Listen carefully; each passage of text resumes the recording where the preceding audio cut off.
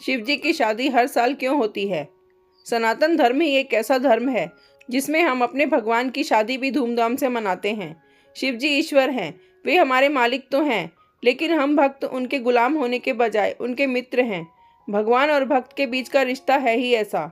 शिव जी की शादी हर साल क्यों होती है? शिव जी का विवाह पार्वती जी से हुआ था। हम हर साल इस दिन को महाशिवरात्रि के रूप में मनाते हैं। ये हमारा त्योहार है जिसे हम बड़े उत्साह के साथ मनाते हैं। बाकायदा महाशिवरात्रि के पावन पर्व पे महादेव की बारात निकलती है। भगवान शिव शंकर परमात्मा का पुरुष रूप हैं और माता पार्वती स्त्री रूप। दोनों एक ही हैं, लेकिन पति और पत्नी इन रूपों में इनका वास है। ये लीला है ईश्वर की। शंकर जी नंदी बाबा पर सवार होकर आते हैं माता पार्वती से विवाह करने। शिव और शक्ति का रिश्ता सूर्य और सूर्य की किरणों जैसा है। शिव परम शक्तिशाली हैं, तो पार्वती जी ही उनकी शक्ति हैं, जो उनके साथ पत्नी रूप में लीला करती हैं। इसलिए शिव और शक्ति एक ही हैं। महादेव जी की बारात ऐसी बारात थी जिसमें हर प्रकार का प्राणी शामिल था। परमात्मा स्वरूप भगवान विष्णु भी वहाँ थे, ब्रह्मा जी भी वहाँ थे, देवराज इंद्र और अन्य देवता भी वहाँ थे। ऋषि मुनियों से लेकर भूत पिशाच असुर राक्षस, दानव से लेकर सज्जन मनुष्य, पशु पक्षी भी पशुपतिनाथ महादेव की बारात में शामिल थे। उस दिन दुश्मन भी दोस्त बन गए थे। देवता और असुर दोनों साथ में नाचे थे, क्योंकि शिव तो सर्वेश्वर हैं, सबके स्वामी हैं, वे विश्वनाथ हैं। सारा ब्रह्मांड शिव का है और सारे ब्रह्मांड के भगवान शिव हैं। उस दृश्य के बारे में सोचकर ही मन प्रसन्न हो जाता है, जब सब लोग आपसी लड़ाई को छोड़कर साथ में महेश्वर की बारात में शामिल थे। भगवान विष्णु जो भगवान शिव ही हैं, बस अलग अलग रूप में लीला करते हैं, वो बारातियों में सर्वश्रेष्ठ थे।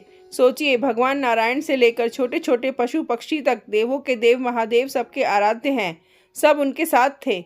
बारात जहाँ जहाँ से होते हुए जा रही थी, आसपास के लोग शामिल होते जा रहे थे। सब एक, कोई भेदभाव नहीं।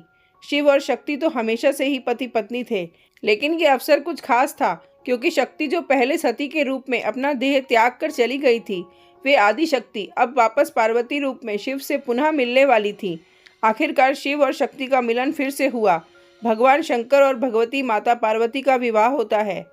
शिव जी के हाथ में जो त्रिशूल है, वो त्रिशूल केवल एक शस्त्र नहीं है, वो महादेव की असीम शक्तियों का प्रतीक है। त्रिशूल सतोगुण, रजोगुण और तमोगुण को दर्शाते हैं। शिव इनसे परे हैं, लेकिन ये तीनों गुण शिव में समाये हैं। तीनों काल, भूत, वर्तमान और भविष्य, ये भी शिव में समाये हैं। शिव महाकाल है। अगर भगवान शिव जगत पिता हैं, तो पार्वती जी जगत माता हैं। शिवलिंग भगवान शिव का प्रतीकात्मक चिन्ह है, जो उनके अनंत निराकार स्वरूप को दर्शाता है। योनि यानी शक्ति माता का गर्भ। सारा संसार भगवान शिव और माता पार्वती की गोद में है। पार्वती जी परम प्रकृति हैं, वे ही प्रकृति का रूप लेकर हम सबको धारण करी हुई हैं। लिंग योनि इसे दर्शाते हैं, इसलिए शिवलिंग के बारे में उल्टी सीधी बातें नहीं करनी चाहिए। प्रकृति में जो अस्थिरता लाता है, जैसे राक्षस सज्जनों को परेशान करते रहते हैं, तो माता पार्वती दुर्गा और काली बनकर दुष्टों का संहार करती हैं।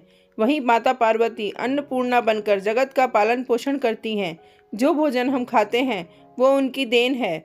जो शक्ति हमारे अंदर है, वो पार्वती जी की देन है।